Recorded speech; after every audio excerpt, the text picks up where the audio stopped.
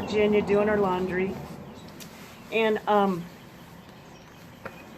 we had a couple, we started doing our videos not as an educational process. We're just kind of celebrating our journey. But we've had some people ask questions, which is good. So we thought we'd answer as best we can as we go along when people have questions.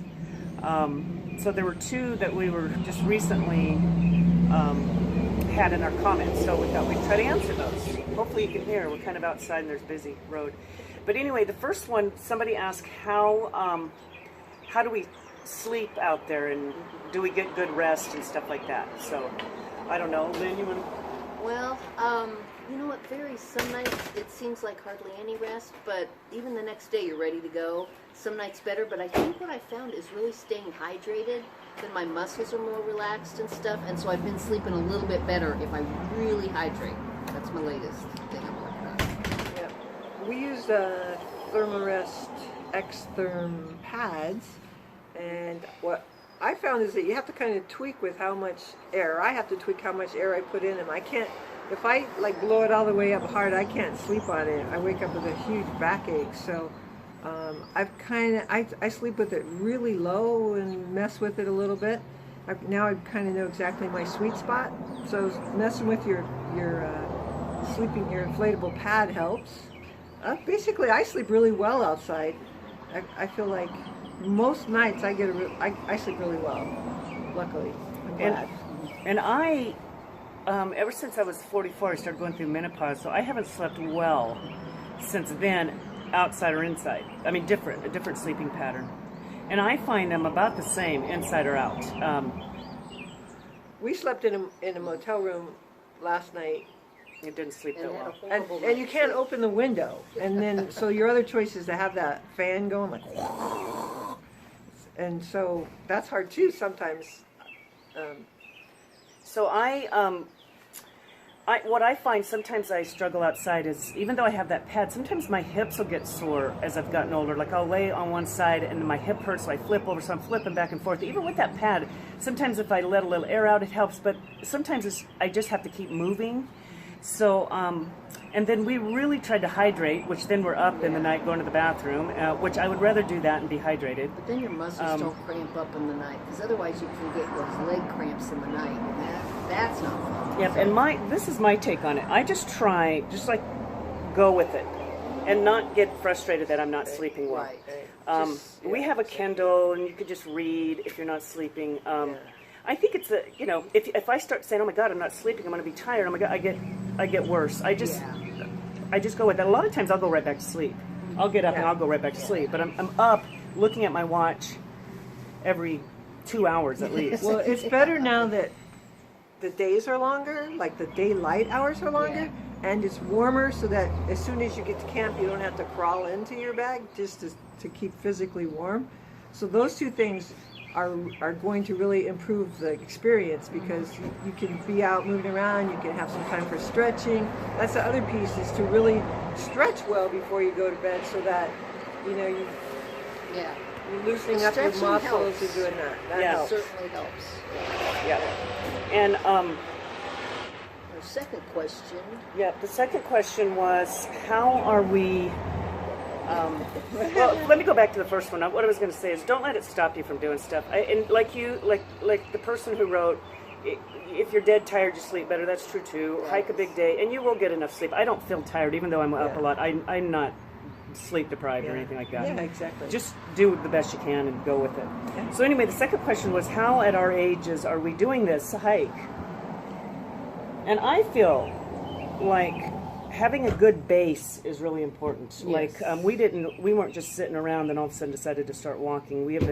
Annette and I've been backpacking for 30 years, but we also walk and bike every day of our lives and work out with weights. I do think that helps to have kind of a good base. To give your body a break by preparing it, certainly. Yes. Although there are people out here who have not, and they're doing fine. Are doing it on pure 100% grit and determination. And knowing how my body felt with just the condition level I started at, I was in survival mode for 5 weeks. I mean, just like, oh my God, I hope I can do this. And so you're really doing it one day, and at the same time, it's hard. It's really fun, and you know, you're kind of like, oh, well, you know. Yeah, but I feel like we do a lot to take care of our aging bodies. Yeah. We stretch a lot more than we used to. Our feet have been a problem, so we're doing feet exercises every day. We try to keep active. The feeling is if you keep moving, you know, it's a lot easier to keep moving.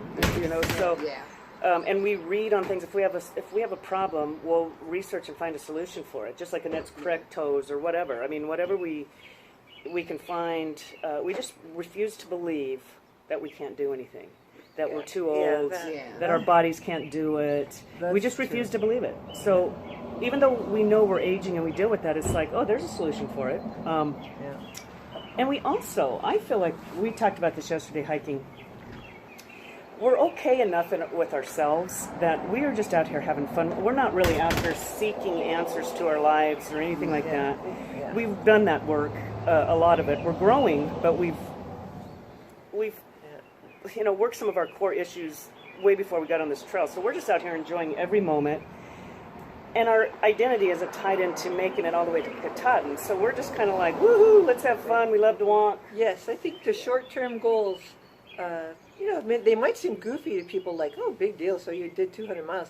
But inserting those little short-term goals, or making it like, oh, I'm really excited about going, you know, to this spot, Grayson Highlands. Oh, I really want to see the ponies, and that's cool. I've never been there, and you know, setting those little goals out in front of yourself really help, because then you're like, oh, we made that. Yeah. And what we talked about yesterday, and this is a good example, and it's your attitude is a big piece of it, and how you process and how you're thinking about the trip. But we set a goal every day. Like we might say, hey, let's try to get to this shelter. Sometimes we go further, we might not go as far, but we have a goal to get us moving forward. We know we're going towards something.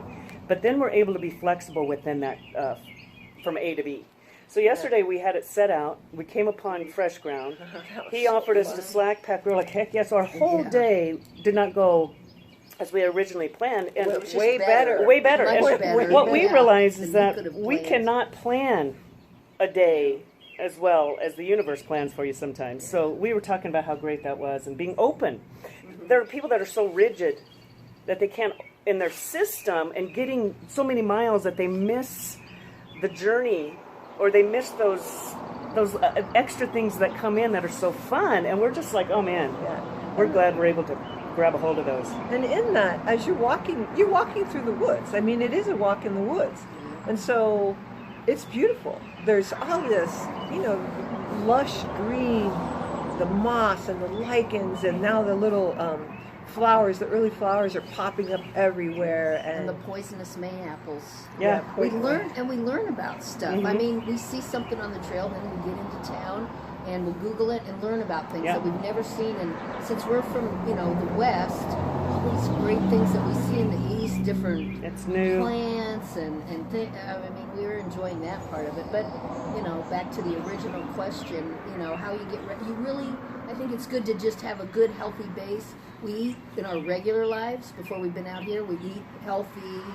And I think that helps your body a lot too, is to kind of eat healthy. Out here, you know, you got to eat whatever's available, but just try to keep healthy. And it's just making a decision, just saying, hey, I'm going to go big and see what happens. Yes. Yep. And good self-talk. You should do I mean, you're talking to yourself the whole way, like up each hill. If you're struggling, you know, some days you're struggling, some days you don't. A lot. I mean, there's some days where you're just like, oh man, this is really hard. But you just keep going and you do that self-talk, like, oh come on, you can do this. I know. You know, and you're talking to yourself. Don't be negative in your self-talk. Don't never be negative. Just say, I can do it, I can do it, I can do it. No negative. And you know what? I think if you're just starting out, just start out small. Just start out small. Go around the block. Go, then increase, and then go do a hill. I mean, it takes a long time to really get the base. But you can get there. So I would give yourself, say, I'm going to do 6 months of just trying to work a base and just work up and see what happens. But I encourage people to get out. It's so healing to be in nature, to be social, to be around people. And you only live once. Life is short. I mean, you know, that's how our philosophy is. Life is short. We're getting as much as we can in every minute. And it's a hoot out there. I mean, you're just as much as you're struggling, we're laughing our pants off. I mean, half the time there's so much goofy stuff that happens, or you know, and you do, and stuff happens. You fall, you trip, Yeah. you know, you get splashed with mud. You just go with it. You Yeah, just it's keep fun. going. Dirty It's just like, stink. yeah, oh It's my just part gosh, of it. yeah, Stink is bad. And not doing something before, it can be fearful. Like, oh, I'm afraid. I don't know what it'd be like. And you just have to do it. Just do a little bit at a time. And you'll see that there's nothing to be afraid of. yeah. I'm about to hire a bear to come out so that we can see. We want to see a bear. I'm like, come on. Shenandoah National Park. It's Have to gonna go to a happen. zoo, see a bear. Yeah. We'll go to Washington, D.C. Okay, so So anyway, if any of you have a bear suit and you're willing to come out somewhere in heaven, call me.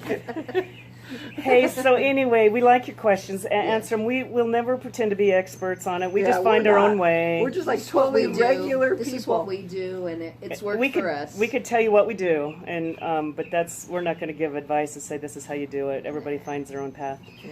But keep asking questions. We'll answer them if we can. And I was going to say something else, and I forgot. Uh-oh. Senior moment. Aging brain. Yeah. I can't hold a thought for more than a second. I wanted to talk about. It's important.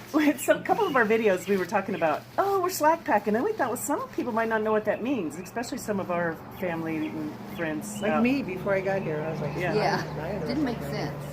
Yeah. So you guys want to explain it? So slack packing is when you're still walking, but someone somehow is carrying your pack from point A to point B, so that you're walking from point A to point B, but you don't have to carry your big backpack. So we have our little Instead, you carry a little pack with your water and a snack and your rain jacket or whatever, maybe an emergency stuff. thing. Um, Filter, water filter in case you M&M kind of peanuts, just the hardcore emergency stuff. And that's it. Basically, That's you're slack going packing. from carrying, you're going at least 20 pounds lighter, maybe more. Yeah. And that's why it's called slack packing, because you're a slacker. Thank you. Gas stations always have it. Okay. So, So yesterday was a perfect example. We went down and had breakfast with Fresh Ground. He had a thing on top of his van. He took our big heavy packs. We just had these little packs with us. We walked 14 miles ahead, and he met us up there. And he got our only had packs. to drive like 8 miles. And he met us up there with our packs. So yesterday we did 5 miles with our backpacks on, loaded them up in the rack on his van, and then did 14 miles of slack packing, which was like literally a wonderful. walk in the park. so sometimes people will do that and put the pack ahead, and then at 19E, Station 19E, we were at the hostel, left our pack sitting at the hostel. The owner drove us 14 miles up, and we walked back to the hostel, basically. So there's several ways you can Yeah. you can do a Either slack one. pack. But anyway, that's what slack packing means. Bunch of slackers here. We're Yeah. a bunch of slackers, and we're That's proud of right. it. Proud of it. It was And now, fun. some people, when they talk about being purists, they will not slack pack because they feel But like. it's weird because you're making. Well, I'm not saying. Well, it's not weird. Not It's, weird. you hike your own hike, but I we take feel that back. like it's you're an making your own experience. rules. Yeah. Yeah. And we feel like slack We're packing walking. is an experience of the Appalachian Trail that we want to experience, and we love it. And it's good for our aging bodies, and Yes. we We're enjoy. great. We're skipping around on that trail when we're light We like that. loved it. Light as a feather. Yeah. All right, people. Okay. Bye. Later days. All right. Bye. Okay, so before I could post this video, we had another question from somebody that was about the slack packing, so I thought I would just add that onto this video before we posted it. So the question was, when we're slack packing, where do we get our slack packs, or what are we using? So we all three brought our own, and we're carrying it in our pack. We have, Annette and I have these little tiny ones, sea to sky packs. This is what it looks like. Yeah, they're made by Arcadia Supply Company with a K. Arcadia with a K. So they're light and little, and I just put them at the bottom of my pack. They're waterproof. They have a little roll top bag. Yeah, they're nice. They're lightweight. Yeah. And Lynn has a little lightweight I one got too. one that I picked up at REI, and it works great. Yep. Yep. So we have these with us, and we also can use them to get groceries in town or take our laundry or different things. But if you don't want to carry one, you don't have to. Yeah, because at the hostels that we stayed at, they have them available. Yeah, you just so check that them out. You can Yeah. just check one out, and Fresh Ground yesterday had a couple to loaner ones Yeah. for people. So In so his van, and they used them and Yeah. then gave them back to him. So you don't have to bring one, but that's kind of what we do. All right. all right. Bye. Bye.